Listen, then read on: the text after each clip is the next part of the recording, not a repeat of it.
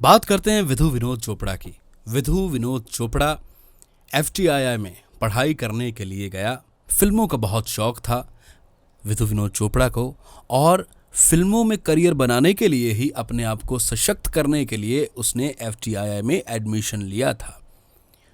आपको बता दूं, कश्मीर में रहते हुए हिंदी और उर्दू भाषा में उसकी सारी तालीम कंप्लीट हुई थी। उन्होंने उर्दू में और हिंदी भाषा में ही सारे सब्जेक्ट्स पास किए थे, इसलिए इंग्लिश के साथ वास्ता थोड़ा कम था।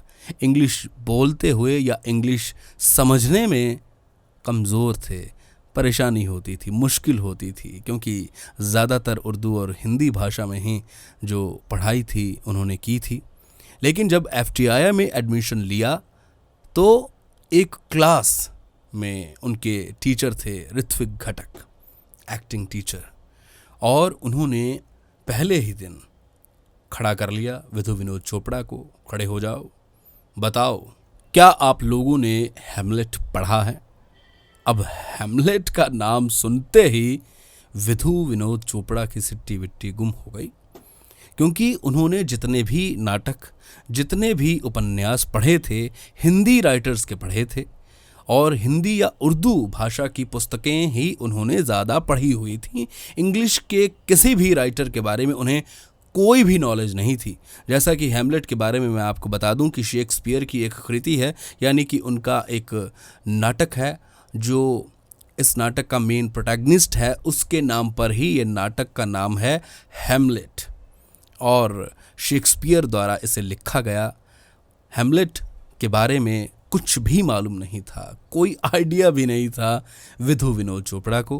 कोई आंसर करते उन्होंने ऋत्विक घटक को ही पूछ लिया कि सर ये हैमलेट कौन था भला?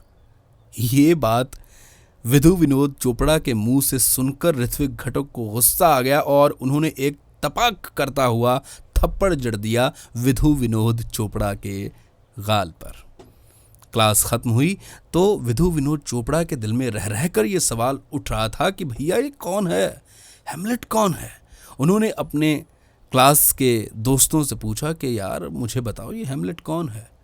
तो क्लास के बच्चों ने बताया फिर कि हैमलेट शेक्सपियर का एक नाटक है अंग्रेजी में। शेक्सपियर भी एक अंग्रेजी राइटर है।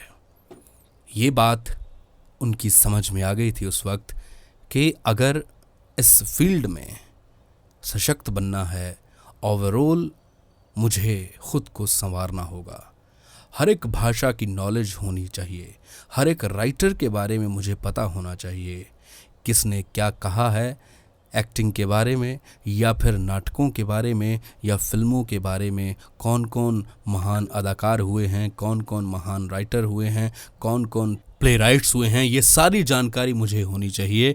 और उन्होंने बहुत मेहनत की, बहुत संघर्ष किया, इंग्लिश पढ़ना सीखा, इंग्लिश बोलना सीखा, इंग्लिश समझना सीखा, और सभी भाषाओं के राइटर्स के बारे में नॉलेज इकट्ठी की विधु विनोद चोपड़ा ने। और एक दिन आया वो भी जो टीचर विधु विनोद चोपड़ा से गुस्सा हो गए थे, एक थप्पड़ जड़ दिया था ऋत्विक घटक ने विधु विनोद चोपड़ा को। वही ऋत्विक घटक कहते थे कि मेरा सबसे होनहार, मेरा फेवरेट स्टूडेंट है विधु विनोद चोपड़ा।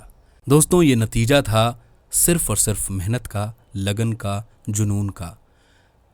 इन तीनों की बदौलत ही विधु विनोद चोपड़ा ने वो कर दिखाया जो शायद वो सोचते होंगे कि मुझसे हो नहीं पाएगा। जब हम ये सोच लेते हैं कि मुझसे नहीं हो पाएगा, मैं इंग्लिश जानता नहीं हूँ, मैंने कभी पढ़ी नहीं है, मुझे बोलनी नहीं आती, सुननी नहीं आती, समझनी नहीं आती, तो ऐसे शख्स ने हिम्मत नहीं हारी और इंग्लिश सीखी, पढ़ी, लिखी, और एक दिन अच्छी खासी अंग्रेज़ी बोलने के काबिल खुद को उन्होंने खुद ही बना लिया। दोस्तों, सिर्फ अंग्रेज़ी भाषा की बात ही नहीं कर रहा हूँ। अगर किसी भी भाषा की बात करें, कोई भी काम लें जो आप सोचें कि मैं नहीं कर सकता हूँ, मैंने तो कभी इस काम को किया ही नहीं है, मुझे तो कोई एक्सपीरियंस ही नहीं है, ये सोच लेंगे तो आप उसे नहीं कर पाएंगे, सच मानिएगा। लेकिन अगर आप ये कहेंगे, ये सोचेंगे कि मैं ये कर सकता हूँ, तो सोच लीजिए कि 50% आपने वो काम कर दिया। सिर्फ कन्विक्शन चाहिए, खुद पर भरोसा चाहिए, लगन चाहिए, मेहनत चाहिए, जो दिखाई थी विधु विनोद चोपड़ा ने।